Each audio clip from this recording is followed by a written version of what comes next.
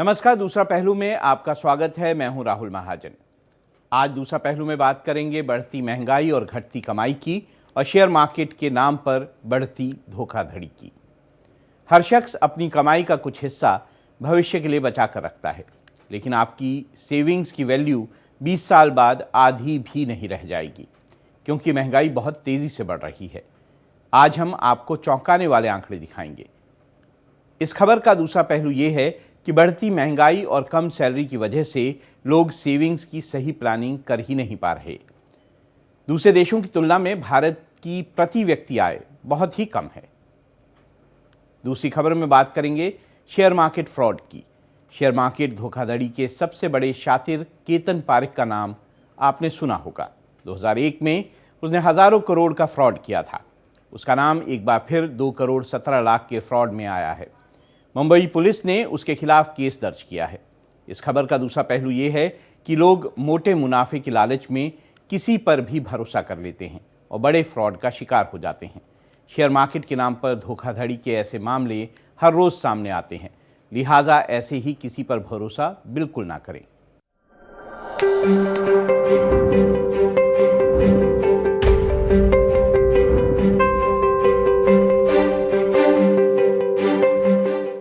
आज बात साल दर साल बढ़ती महंगाई की, दूसरी भाषा में कहें तो मुद्रास्फीति यानी करेंसी की गिरती कीमतों की। हर शख्स अपनी कमाई या सैलरी का एक हिस्सा भविष्य के लिए बचा कर रखता है, लेकिन मुश्किल ये है कि 20 साल बाद उस सेविंग्स की वैल्यू आधी भी नहीं रह जाएगी।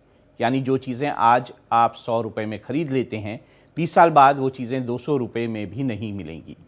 मुद्रास्फीति के जो आंकड़े हम आपको आज दिखाने वाले हैं, वो आपको सोचने पर मजबूर कर देंगे।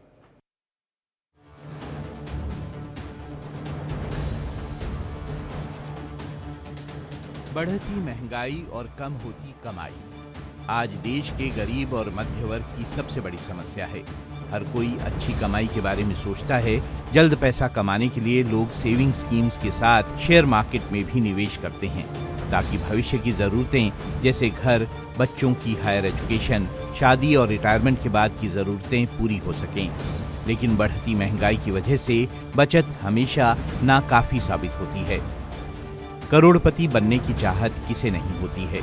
बच्चों का भविष्य सिक्योर करने के लिए हर माता पिता दिन रात मेहनत करते हैं, लेकिन क्या आपने कभी सोचा है कि 10, 20 या 30 साल बाद जब आप रिटायर होंगे तो क्या 1 करोड़ रुपए की सेविंग आपकी ज़रूरतों और खर्चों के लिए पर्याप्त होगी? अगर आपके पास आज 1 करोड़ रुपए की सेविंग है तो ज़्यादा खुश होने की ज़रूरत नहीं है, क्योंकि अगर महंगाई 6% की दर से भी बढ़ी तो 10 साल बाद 1 करोड़ रुपए की कीमत सिर्फ 55,84,000 रुपए ही रह जाएगी। 20 साल बाद 1 करोड़ की कीमत घटकर 31,18,000 रुपए बचेगी और 30 साल बाद तो 1 करोड़ की रकम की कीमत केवल 17,41,000 ही रह जाएगी। मतलब ये कि आज आप 1 करोड़ रुपए से जितनी चीज़ें खरीद सकते हैं, 30 साल बाद महंगाई बढ़ने की वजह से उतनी चीज़ें नहीं खरीद पाएंगे। अगर आपको 1 करोड़ रुपए पर 6% का रिटर्न भी मिल रहा है तो भी आपको कोई लाभ नहीं होगा। ये बात ज़रूर है कि आपकी 1 करोड़ की रकम उतनी ही रहेगी। मान लीजिए कि आज किसी कार की कीमत 10 लाख रुपए है तो 15 साल बाद उसकी कीमत करीब दोगुनी हो सकती है। दिल्ली, नोएडा जैसे शहरों में मकान के बढ़ते किराए से ही समझ लीजिए। दिल्ली, नोएडा में फ्लैट का किराया हर साल 15 से 20% के रेट पर बढ़ रहा है। मकान की कीमतें भी इसी रफ्तार से बढ़ रही हैं। यानी जो फ्लैट आज 60 लाख रुपए का मिल रहा है, 10 साल बाद उसकी कीमत शायद 1 करोड़ से भी ज़्यादा होगी। स्कूलों में बच्चों की फीस ही सालाना 10% से ज़्यादा महंगी हो रही है। प्राइवेट हॉस्पिटल में इलाज का खर्च 14% की दर से बढ़ रहा है। 2010 में महंगाई दर 12% रही थी। आमतौर पर 7 से 8 की दर से महंगाई बढ़ रही है। हालांकि फिलहाल महंगाई कंट्रोल में है और 5.5% के आसपास है। लेकिन 4% की दर से भी कैलकुलेट करें तो 20 साल बाद 1 लाख रुपए की कीमत 48,000 रह जाएगी। जहाँ तक आईटी सेक्टर है, उसमें हम डेफिनेटली कह सकते हैं कि जो सैलरी या पगार के उनके लेवल्स है उसमें काम करने वालों के, जिसमें हम उनका बोनस भी हम इंक्लूड कर लेते हैं, उनका परफॉर्मेंस बोनस भी इंक्लूड करते रहते हैं, वह डेफिनेटली जितनी महंगाई बढ़ी है उसके अनुपात से बहुत ज़्यादा बढ़ा है। लेकिन वही बात अगर हम एक छोटे गवर्नमेंट कर्मचारी के बारे में बात करें तो वहां पर मुझे लगता है कुछ मिसमैच है। वहां पर सैलरी इतनी नहीं बढ़ी है जितने की महंगाई बढ़ी है। मुद्रास्फीति यानी करेंसी की कीमत कम होना ये एक आम प्रक्रिया है जिससे रोजमर्रा की चीजों और सेवाओं की कीमतें बढ़ जाती हैं, जिसे हम महंगाई कहते हैं। हम सभी को याद होगा कि 20 साल पहले 100 रुपए से हम कितना कुछ सामान खरीद लेते थे, लेकिन आज 1 लीटर दूध ही 70 से 80 रुपए का मिलता है। ये समझिए कि 1950 में सोने की कीमत केवल 99 रुपए प्रति 10 ग्राम थी। आज 2024 में सोना 78,000 रुपए प्रति 10 ग्राम है। साल 1950 में लोग 200 रुपए में जितनी चीजें खरीद लेते थे, उतनी चीजें खरीदने में आज 1.5 लाख रुपए की जरूरत होगी। 1980 में 1 लाख रुपए की जो वैल्यू थी वो आज 1 करोड़ रुपए की है। यानी भविष्य की योजनाएं बनाते वक्त हमें ये ध्यान रखना होगा कि 20 साल बाद हमारी सेविंग्स की वैल्यू कितनी होगी और क्या हम उस सेविंग से वो जरूरतें पूरी कर पाएंगे जिनके बारे में हमने सोचा है। अक्सर हम फाइनेंशियल प्लानिंग करते वक्त ये भूल जाते हैं कि 10 से 20 साल बाद मुद्रास्फीति की वजह से रुपए की शक्ति उतनी नहीं रहेगी जितनी आज है। उदाहरण के तौर पर अगर मान लें कि महंगाई 5% की दर से ही बढ़ी है, तो 20 साल पहले 2004 में किसी के पास 1 करोड़ रुपए थे, तो आज 2024 में उस रकम की वैल्यू 38 लाख रुपए रह गई। 30 साल पहले अगर किसी के पास 1 करोड़ रुपए थे, तो आज उस 1 करोड़ रुपए की वैल्यू 23,20,000 रुपए ही बची है। ये आंकड़े बताते हैं कि महंगाई किस तरह लोगों की कमाई पर असर डालती है। हालांकि सरकार का दावा है कि फिलहाल महंगाई कंट्रोल में है और 5.5% के आसपास है, जबकि पिछले साल जुलाई अगस्त में महंगाई की दर 6.83% हो गई थी। खाद्य महंगाई दर अभी भी आसमान छू रही है। सब्जियों के साथ आटा, दाल, चावल से लेकर सभी चीजें महंगी हैं। बड़े शहरों में रिटेल इंटरवेंशन के माध्यम से हमने प्याज को डायरेक्टली कंज्यूमर्स तक पहुंचाना शुरू कर दिया है। तो इस समय जो एनसीसीएफ और नैफेड के माध्यम से जो प्याज कंज्यूमर्स तक पहुंचाया जा रहा है वो 35 रुपीज पर केजी के हिसाब से है। अब हम लोगों ने थोक मंडियों में भी इसको प्रारंभ किया ताकि हम जो भी एक राइस था वो हम थोड़ा सा उसको मॉडरेट कर सकें और इम्पैक्ट कर सकें। इसके भी अच्छे साइन आगे आने वाले दिनों में रहेंगे। एक तरफ महंगाई की मार है, दूसरी तरफ बेरोजगारी की मार है। सरकारी नौकरियां बहुत कम हो गई हैं, दूसरी तरफ प्राइवेट सेक्टर में लोगों की नौकरी जा रही है। मार्केट की खराब हालत का हवाला देकर कंपनियां सैलरी नहीं बढ़ा रही हैं। लोगों के पास सेविंग के लिए पैसे नहीं बच रहे हैं और जो सेविंग्स वो कर रहे हैं वो भविष्य के लिहाज से पर्याप्त नहीं होगी। अब इस खबर का दूसरा पहलू समझिए। एक तरफ महंगाई की वजह से रुपए की वैल्यू लगातार गिर रही है, दूसरी तरफ लोगों की कमाई नहीं बढ़ रही। बेरोजगारी की मार अलग से है। ऐसे में लोग भविष्य के बारे में सोचें तो आखिर कैसे? भले ही देश की जीडीपी 7% की दर से आगे बढ़ रही है और हम दुनिया की 5वीं बड़ी अर्थव्यवस्था हैं, लेकिन औसत आय के मुकाबले में हम दूसरे देशों से बहुत पीछे हैं। अमेरिका में प्रति व्यक्ति आय 71 लाख रुपए है, जबकि भारत में ये 2,28,000 रुपए है।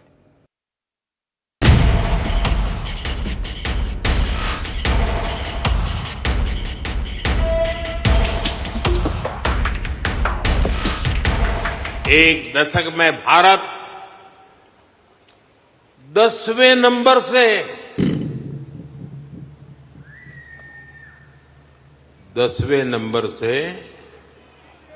5वें नंबर की इकोनॉमी बन गया।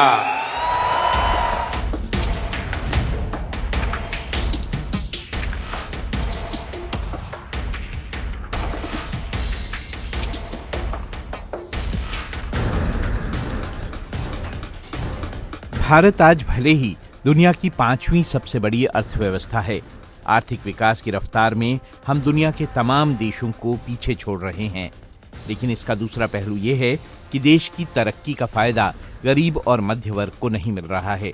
महंगाई और बेरोजगारी की मार इस कदर है कि शहरों में लोगों का गुजारा मुश्किल है।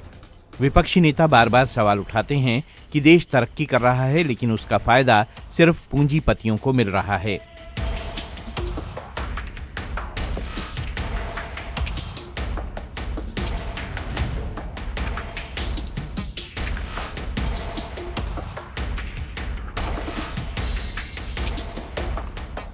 हकीकत यह है कि देश की जीडीपी और प्रति व्यक्ति आय में बहुत ज्यादा अंतर है। अमेरिका की जीडीपी 28.78 ट्रिलियन डॉलर है और वहां प्रति व्यक्ति आय 71.30 लाख रुपए है। चीन की जीडीपी 18.54 ट्रिलियन डॉलर है और चीन में प्रति व्यक्ति आय 10.97 लाख रुपए है। जर्मनी की जीडीपी 4.59 ट्रिलियन डॉलर की है और वहां लोगों की प्रति व्यक्ति आय 45.34 लाख रुपए है। इसके बाद जापान का नंबर आता है, जिसकी जीडीपी 4.11 ट्रिलियन डॉलर है और उसकी प्रति व्यक्ति आय 27.67 लाख रुपए है। अब जरा भारत पर नजर डालिए। भारत की जीडीपी 3.94 ट्रिलियन डॉलर की है, लेकिन यहाँ प्रति व्यक्ति आय 2.28 लाख रुपए यानी 19,000 रुपए महीना है। ये आंकड़े बताते हैं कि देश की तरक्की का फायदा आम आदमी को नहीं मिल रहा है। देश की इकोनॉमी ग्रो कर रही है, लेकिन पैसा 1% लोगों की ही जेब में जा रहा है। एक और आंकड़े पर नजर डालिए। भारत में औसत वेतन 27,300 रुपए महीना है, यानी भारत की आधी आबादी हर महीने 27,300 रुपए में गुजारा करती है। आज भी देश में प्रोग्राम मैनेजर की औसत सैलरी 1,50,000 रुपए महीना है। सॉफ्टवेयर इंजीनियर की औसत सैलरी 50,000 रुपए है। रेस्टोरेंट मैनेजर की औसत सैलरी 37,000 रुपए है। डाटा एंट्री ऑपरेटर की औसत सैलरी तो सिर्फ 15,000 रुपए है। लेकिन ओवरऑल अगर देखें और हम इन्फ्लेशन से सैलरी लेवल को कंपैरिजन अगर उसके अनुपात में सैलरी बढ़ी या नहीं बढ़ी है, तो मेरा ऐसा मानना है कि पिछले कुछ सालों में, हम बोलेंगे 5-6 सालों में, डेफिनेटली सब जगह सैलरी लेवल्स में काफी इंक्रीमेंट हुए हैं, वेदर भले वो प्राइवेट सेक्टर हो या पब्लिक सेक्टर हो। और पब्लिक सेक्टर में भी, बैंकिंग सेक्टर में तो मैं कहूंगा कि काफी अच्छे लेवल पर ये इनके वेज एग्रीमेंट्स हुए हैं। अलग अलग शहरों में सैलरी का स्ट्रक्चर अलग अलग है। अलग अलग शहरों में रहने और खाने पीने का खर्च भी अलग अलग है। यानी अगर कोई मुंबई जैसे शहर में रहता है और 1 लाख रुपए महीना भी कमाता है, तो उसके लिए बचत कर पाना बेहद मुश्किल है, क्योंकि वहाँ 2 कमरे के फ्लैट का किराया 50 से 80 हजार रुपए तक है, जबकि दिल्ली और नोएडा में औसत किराया 25 से 50 हजार रुपए है। मकान के किराए, बच्चों की फीस और इलाज के बढ़ते खर्चों के हिसाब से लोगों की सैलरी भी नहीं बढ़ रही है। ग्लोबल प्रोफेशनल फर्म एऑन के सर्वे के मुताबिक 2023-24 में देश में औसत सैलरी हाइक 9.5% रह सकती है। 2023 में औसत सैलरी वृद्धि 9.7% रही थी। 2022 में ये 10% के आसपास रही थी। यानी लोगों की सैलरी में सालाना 10% भी इजाफा नहीं हो रहा। बेरोजगारी की मार अलग से है। आईटी सेक्टर में लगातार लोगों की नौकरियां जा रही हैं। तमाम बड़ी कंपनियां छटनी कर चुकी हैं। ऐसे में बढ़ती महंगाई से मुकाबला करना बेहद मुश्किल है। लोगों के पास सेविंग के लिए पैसे नहीं बच रहे हैं और जो सेविंग वो कर भी रहे हैं वो भविष्य के लिहाज से पर्याप्त नहीं होंगे। बैंकिंग सेक्टर जो एक ऐसा सेक्टर है जिसमें कंटिन्यूअस वेज रिवीजन होता जाता है। हर 2-3 साल में वेज रिवीजन एग्रीमेंट साइन होते हैं। पेंशन में भी काफी बढ़ोतरी हुई है। तो वहां पर मुझे लगता है कि जितनी मुद्रास्फीति हुई है उसके कंपैरिजन में उनकी सैलरी और रेम्युनरेशन भी उतना ही या बल्कि उससे भी ज्यादा बढ़ा है over the period of time. जैसा कि आप 20 साल का अगर पीरियड देखें तो 20 साल में जितनी महंगाई बढ़ी है उसी हिसाब से 20 साल में सैलरी भी लोगों की वैसी ही बढ़ी है। अब बात शेयर मार्केट की। जल्द पैसा कमाने के लिए लोग शेयर मार्केट में आंख बंद करके पैसा लगाते हैं और जालसाजों के चक्रव्यूह में फंस जाते हैं। पूर्व शेयर ब्रोकर केतन पारेख का नाम आपको याद होगा। 2001 में प्रतिभूति घोटाले में दोषी ठहराया गया था उन्हें। एक बार फिर केतन पारेख चर्चा में हैं। उनके खिलाफ मुंबई में 2.17 करोड़ रुपए की धोखाधड़ी का केस दर्ज हुआ है। पहले देखिए पूरी रिपोर्ट।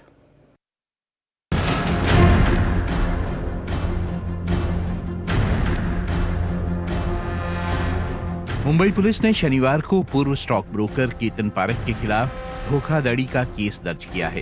केतन और उसकी एक महिला मित्र पर एक इन्वेस्टर ने 2.17 करोड़ रुपए की धोखाधड़ी का केस दर्ज कराया है। दोनों के खिलाफ वर्सोवा पुलिस थाने में आईपीसी धारा 406 यानी विश्वासघात और 420 यानी धोखाधड़ी के तहत केस दर्ज हुआ है। हालांकि पुलिस ने अभी तक केतन पारेख की गिरफ्तारी नहीं की है, लेकिन एक बार फिर शेयर मार्केट के नाम पर धोखाधड़ी को लेकर केतन पारेख का नाम चर्चा में आ गया है। शिकायतकर्ता के मुताबिक केतन पारेख की महिला मित्र से उसकी मुलाकात 2015 में हुई थी। दिसंबर 2020 में उसने केतन पारेख से एक होटल में मिलवाया। महिला ने बताया कि पारेख कई कंपनियों में स्टॉक ऑपरेटर हैं। पीड़ित के मुताबिक शेयर मार्केट में अच्छा प्रॉफिट दिलाने का लालच देकर केतन पारेख और उसकी महिला मित्र ने सीकॉस्ट कंपनी में निवेश के नाम पर 2021 में 55 लाख रुपए लिए। जून 2022 में पीड़ित ने महिला के खाते में 49 लाख रुपए और जमा कर दिए। पारेख ने उससे पेसालो डिजिटल के शेयर खरीदने की सिफारिश की थी। इसके बाद पिछले साल सितंबर में पीड़ित ने 37 लाख रुपए नकद दिए थे। पारेख ने उसे स्पेसनेट के शेयरों में निवेश करने की सिफारिश की थी। शेयर का लालच और मोटे मुनाफे के चक्कर में इन्वेस्टर ने करोड़ों रुपए केतन पारेख को दिए, लेकिन बाद में उसने पैसे लौटाने से मना कर दिया, जिसके बाद पीड़ित ने उसके खिलाफ केस दर्ज कराया है। केतन पारेख का शेयर बाजार में हेराफेरी का पुराना इतिहास रहा है। इसके बावजूद लोगों का उस पर भरोसा करना हैरान करता है। 2001 में सेबी अधिनियम के तहत उसके खिलाफ 2 दर्जन से ज्यादा मामले दर्ज किए गए थे। उसने स्टॉक एक्सचेंज कानून का उल्लंघन करके बड़ा शेयर मार्केट फ्रॉड किया था। सेबी ने 2003 में उसे 14 साल के लिए शेयर मार्केट से प्रतिबंधित कर दिया था। सीबीआई की स्पेशल कोर्ट ने उसे दोषी ठहराया था और 2014 में उसे 2 साल कैद की सजा सुनाई थी, लेकिन बाद में वो जमानत पर छूट गया। पेशे से चार्टेड अकाउंटेंट पारेख 1999 से 2001 के बीच शेयर मार्केट में बहुत ज्यादा सक्रिय रहा था। उसने सर्कुलर ट्रेडिंग का यूज करके सूचना, संचार, मनोरंजन कंपनियों, कोऑपरेटिव बैंक और कोलकाता स्टॉक एक्सचेंज के शेयरों में हेराफेरी की थी। कुछ कंपनियों के प्रोमोटरों ने अपने शेयरों को बढ़ाने के लिए पारेख को फंड भी दिया था।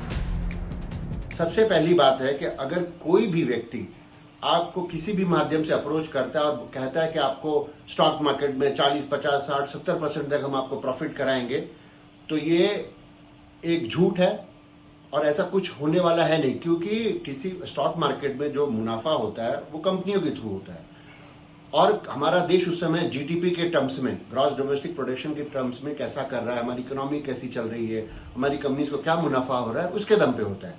तो ऐसा देखा गया है कि करीबन 5 साल के दौरान पे अगर मेजर किया जाए तो 12 से 15% तक मुनाफे की उम्मीद हम कर सकते हैं।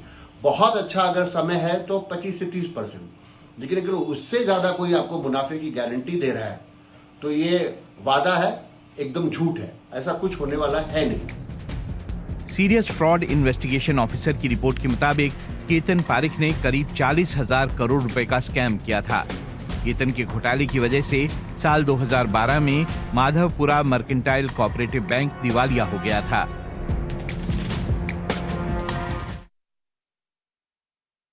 इस खबर का दूसरा पहलू यह है कि शेयर मार्केट के नाम पर फ्रॉड का जाल पूरे देश में फैला है। मोटे प्रॉफिट के लालच में फंसकर लोग अपनी गाढ़ी कमाई गंवा रहे हैं। सोशल मीडिया और व्हाट्सएप के जरिए लोगों को फंसाया जा रहा है। पिछले महीने वाराणसी में साइबर ठगों ने शेयर मार्केट के नाम पर एक युवक से 15 लाख रुपए ठग लिए। जुलाई में लखनऊ में एक दंपत्ति ने शेयर मार्केट में मोटे मुनाफे का लालच देकर 150 करोड़ रुपए की ठगी कर डाली।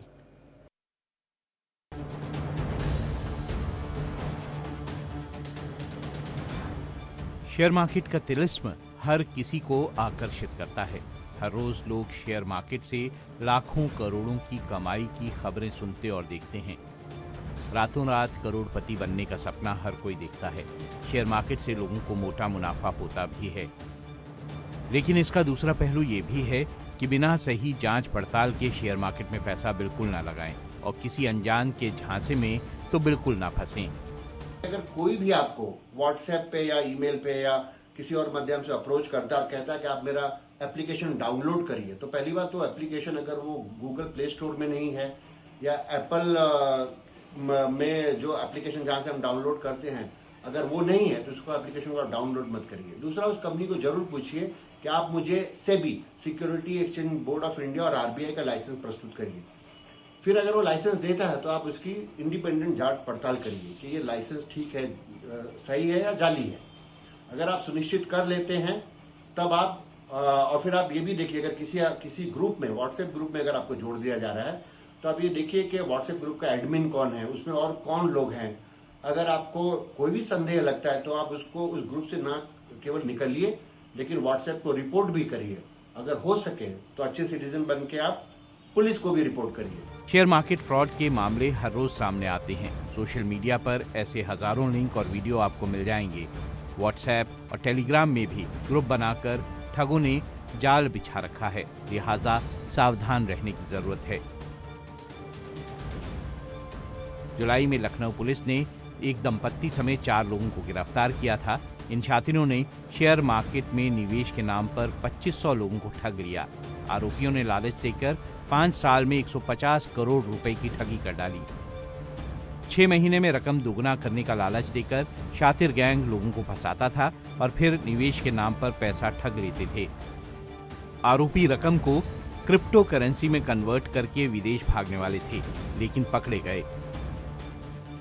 इस साल अप्रैल महीने तक साइबर क्रिमिनल्स ने 1750 करोड़ रुपए से ज्यादा की ठगी की है। इसमें सबसे ज्यादा इन्वेस्टमेंट स्कैम के जरिए 1420 करोड़ और ट्रेडिंग स्कैम के नाम पर 222 करोड़ रुपए की ठगी को अंजाम दिया गया है। आइए समझते हैं स्टॉक मार्केट स्कैम क्या है। दरअसल पिछले कुछ सालों में स्टॉक मार्केट में पैसा लगाने वाले लोगों की संख्या में तेजी से इजाफा हुआ है। इसकी वजह है ट्रेडिंग ऐप्स के जरिए लोगों तक शेयर मार्केट की जानकारी आसानी से उपलब्ध होना। आजकल सोशल मीडिया ऐप्स पर कई ऐसे ग्रुप या विज्ञापन देखने को मिल जाएंगे जो आसानी से शेयर मार्केट से पैसा कमाने का दावा करते हैं। इन विज्ञापनों को देखकर लोग लालच में आ जाते हैं और इनसे जुड़ जाते हैं। इसके बाद साइबर क्रिमिनल्स लोगों को ठगने के लिए फर्जी ऐप्स के जरिए निशाना बनाते हैं। और आजकल एक नया ट्रेंड भी है, जैसे कि कोई नामी ग्रामी जो स्टॉक ब्रोकिंग की कंपनियां हैं, जो फ्रॉडस्टर है, उन्हीं से मिलता जुलता नाम यूज करते हैं और एक नया एप्लीकेशन बनाते हैं और फिर हमको लगता है कि हम उन नामी ग्रामी कंपनियों के साथ डील कर रहे हैं। या कोई बहुत बड़े मार्केट एक्सपर्ट का नाम लेके अपना नाम लेते हैं, जैसे सुनील सिंघानिया या धिल्लोन, इनका नाम लेके यूज करके उन्होंने अपना एक एप्लीकेशन बनाया। तो हमें ठीक से देखना है कि ये एप्लीकेशन जो बना है वाकई जिस बड़ी कंपनी का नाम ले रहे हैं उसी का है। हो सके तो उस कंपनी को हमको अप्रोच करना चाहिए कि भाई क्या ये एप्लीकेशन आपका है। ये सब जांच पड़ताल करने के बाद ही आप इन्वेस्ट करें, खुश रहें, रुपए बनाएं, लेकिन सतर्कता से। स्टॉक मार्केट अच्छा है, स्टॉक मार्केट में फ्रॉड होते हैं, उससे हमें बचना है। साइबर क्रिमिनल व्हाट्सएप, टेलीग्राम या फेसबुक ग्रुप में जोड़ने के लिए इनविटेशन लिंक भेजते हैं। लिंक के साथ फ्री में इन्वेस्टमेंट स्किल सिखाने, जीरो लॉस स्कीम और 100% रिटर्न की गारंटी के फर्जी दावे करते हैं, जिससे लोग आसानी से उनके झांसे में आ जाते हैं। ऐसे फ्रॉड से बचने की जरूरत है। बिना सही जानकारी के किसी के कहने पर पैसा ना लगाएं, वरना अपनी पूरी कमाई गंवा सकते हैं। अब आपको दिखाते हैं एक अच्छी खबर। कई महीनों से स्पेस स्टेशन में फंसी एस्ट्रोनॉट सुनीता विलियम्स की धरती पे वापसी का काउंटडाउन शुरू हो गया है। सुनीता को वापस लाने वाला स्पेसक्राफ्ट अंतरिक्ष में पहुंच गया है। सुनीता और उसके साथी बुच जून 2024 से अंतरिक्ष में फंसे हैं। अब जैसे ही स्पेस एक्स कैप्सूल पहुंचा, सुनीता विलियम्स और बुच विल्मोर ने खुशी जाहिर की और कहा कि आपका स्वागत है। इसका वीडियो भी सामने आया है। स्पेस एक्स ने शनिवार को यह मिशन लॉन्च किया था, जो अंतरिक्ष स्टेशन में पहुंच गया है। Space mission space x crew 9 अगले साल फरवरी में धरती पर वापस लौटेगा। बुच विल्मोर और सुनीता विलियम्स तब तक मिशन 71-72 चालक दल के हिस्से के रूप में काम जारी रखेंगे।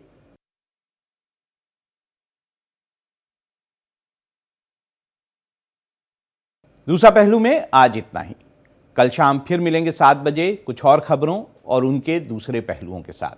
तब तक मुझे यानी राहुल महाजन को दीजिए इजाज़त और आप बने रहिए हमारे साथ, क्योंकि इंडिया डेली पर अभी बाकी है कई और खबरें।